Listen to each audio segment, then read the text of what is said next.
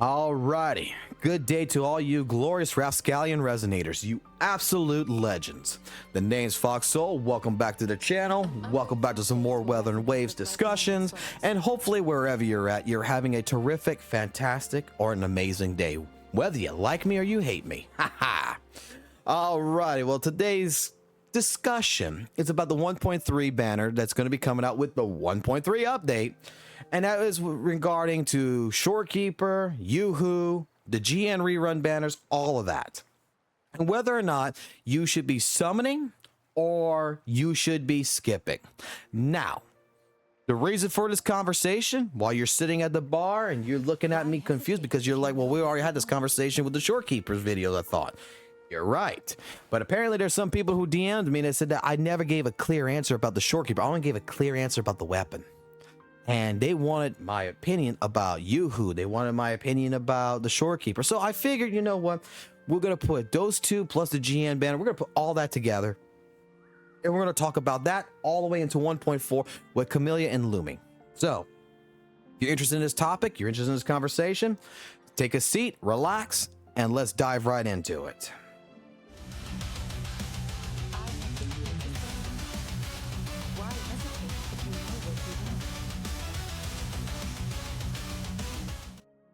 Alrighty. So, I'll put it like this to you. I really don't like straight up telling people what they should be doing and what they shouldn't be doing. So, don't take this as I'm telling you not to do something or to do something. That is on you. I don't know what your builds are. I don't know what your status is. I'm not sure if you have enough to do the summons. I'm not sure if you're pay to win, free to play, all this good jazz, really. Okay, all this good information. I don't have it to personally tell you exactly what your criteria, my opinion would be based on. But in a general aspect, and starting off with, the idea of the Shorekeeper banner. If you are a person, whether you're free to play or pay to win, that already has, two of the main healers, I would say. You have Baichi and you have Varana, or you even have Jianshi. In all honesty, and you're playing more for tower adversity than the hologram bosses and stuff like this, or you probably honestly don't need a summon. I mean, I'm gonna be honest with you, the Shorekeeper is not that impressive to me. Yoo-Hoo is a little bit more impressive to me. Yoo-Hoo's a little bit more exciting. The Shorekeeper is a decent character. It's a decent level star 5 coming in, summon 5. But in all honesty, it's if you're already in this game right now and you're already basically at the top of your platform, you're already doing tower adversity, you're already meeting the 30 requirement in it to get all the coins and everything for it. There's really no necessary need to get the Shorekeeper unless otherwise you like the Shorekeeper. You like the kit, you like the weapon, you like everything about it. It's not a necessary character.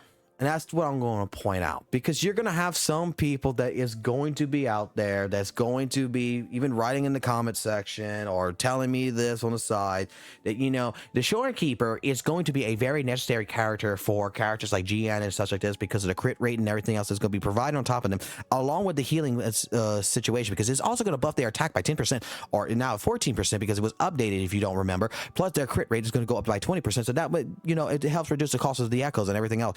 And you know what? I hear this shit, and I straight up, I stare at the ground like, God damn, you are going so far into Harvard University studies here that you're not taking into the consideration of what I'm trying to take into consideration, okay? And that is to the effect of the person's financial status, to the person's build status, to the person's, status in WutheringWaves, whether or not, maybe they might find a future character like Camellia hotter, more intriguing to them, that they want to play. I don't have official information on Camellia or Lumi to make a decision whether they're viable, they're necessary characters. To me, they're just hype, okay? But I'm waiting to see future-wise their kits and information be leaked out and discussed, and we'll discuss that when that time comes. We're talking right now about the 1.3 banner situation. And like I said, if you're already at a point right now to where, you know, you built up like GN in the first banner and man, you're like almost there and you're almost fully fucking done with summon 6. And let's say you have him at summon 4 and you just need 2 more pulls on him. But, you know, you've been doing so well in WutheringWaves as it is. You already have 3 healers. You already have 2 healers. You have 1 good healer, or you're the type of person that doesn't run a healer at all. Is the Shorekeeper a necessary character for you? No, it's not. It may help you, you know, in all honesty, to make that character better, with your DPS like GN better and such, like some people would point out. But is the character really necessary? That's the question you need to ask to yourself. My opinions about the Shorekeeper's weapon, in all honesty, the reason why I stated it's not, you know, I wouldn't summon for it, is because in all honesty, and I'm going to summon for it. I will let you all know this. I am going to summon for it because I'm going to put I'm going to put that weapon against the variation, and I'm going to show you, you know, for the people who was doubting me, that there's not that big of a difference in the weapons. On paper, there's not that big of a difference, and I want to be proven wrong that it is a big difference for the Shorekeeper. I want to be proven wrong. But the thing is that, you know, is WuWa a necessary character? No. Is the Shorekeeper a necessary character? No. Is the weapon a necessary weapon? No. It all depends on your status currently. And that's what I like to make sure that people understand.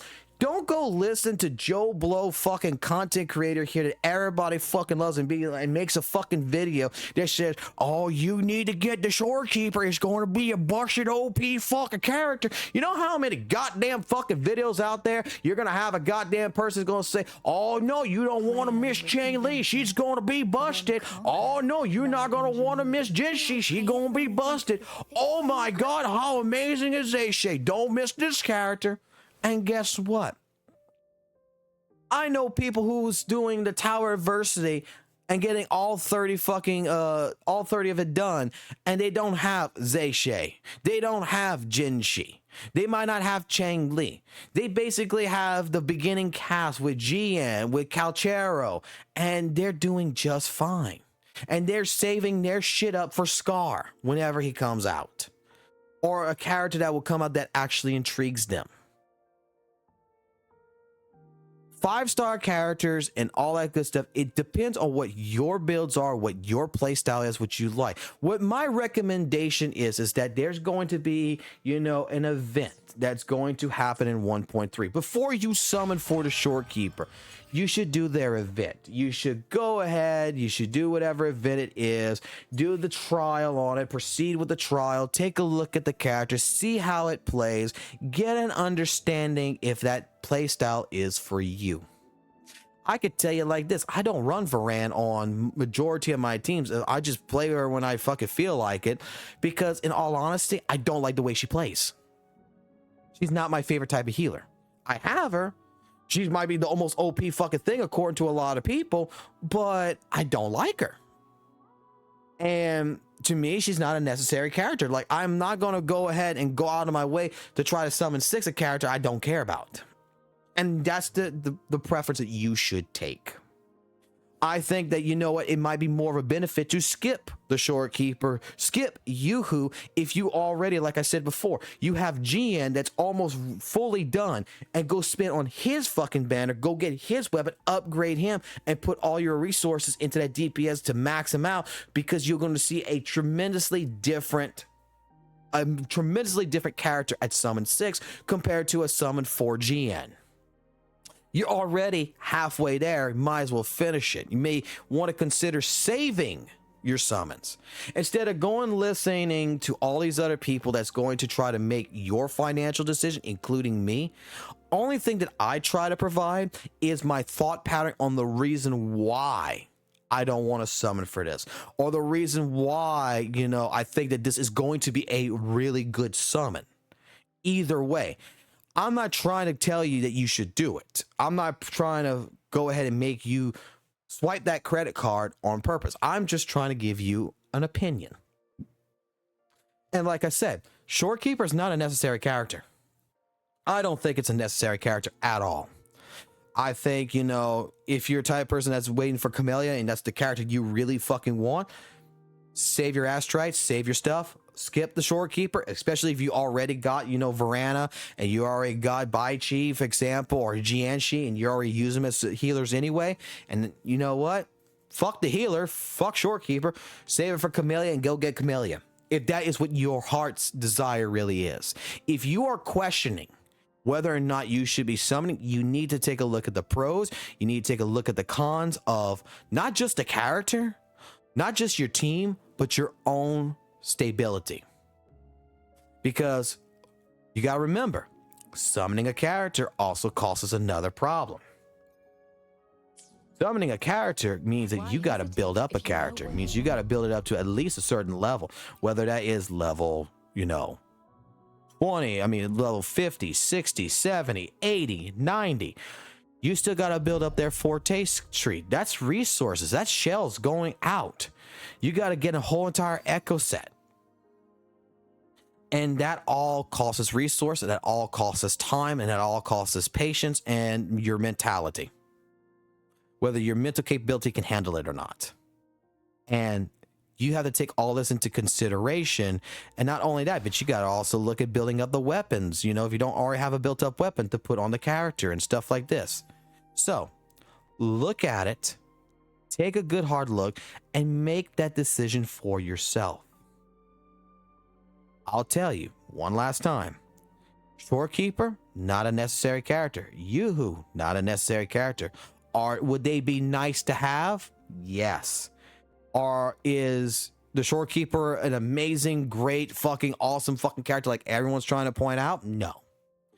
If you read the kit, you completely, and I've read it all to, like at least like 10 times because people tell me how wrong I am. There's nothing in that kit that truly inspires me to say that this is the best fucking character in the fucking game. Okay, like some people point out. This waifu is mid. It's not that amazing of a fucking 5-star. I'm sorry. That is my opinion. It is not that amazing. It's not a necessary character. Yoo-hoo is the same way. She's not that amazing. However, she's very fucking interesting and she's very much not an amazing character, but more of a unique play style that I'm actually more interested in. I want to play gambling the character, so I definitely am going to be pulling for that because even though I don't really play the Powerpuff Girls here that's come out, you know, I don't play fucking lollies.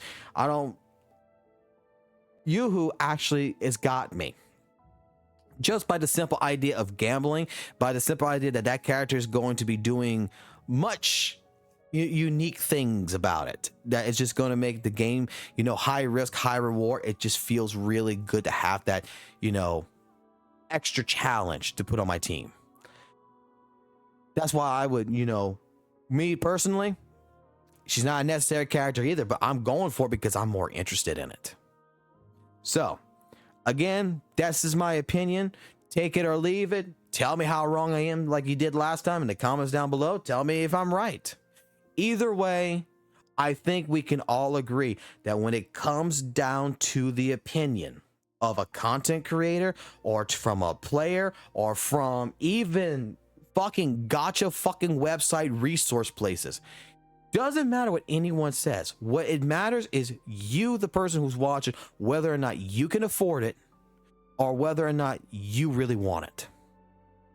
No one should be able to make that choice better or more clear than your own heart. Okay? Alrighty. Well, with that being stated and all this good stuff, I've kept you here for way too fucking long. This could have been a 5-minute fucking video, but I want to rant a little bit, and that's just how it is. So you guys have a good one. Leave a comment down below. Like the video if you agree. Dislike the video if you disagree. Leave your criticisms down below in a comment. I'm good for it. And I tell you what, I'll catch you on the next video. So keep it real, keep it classy, stay jazzy, and I'll catch you on the flip side. Peace.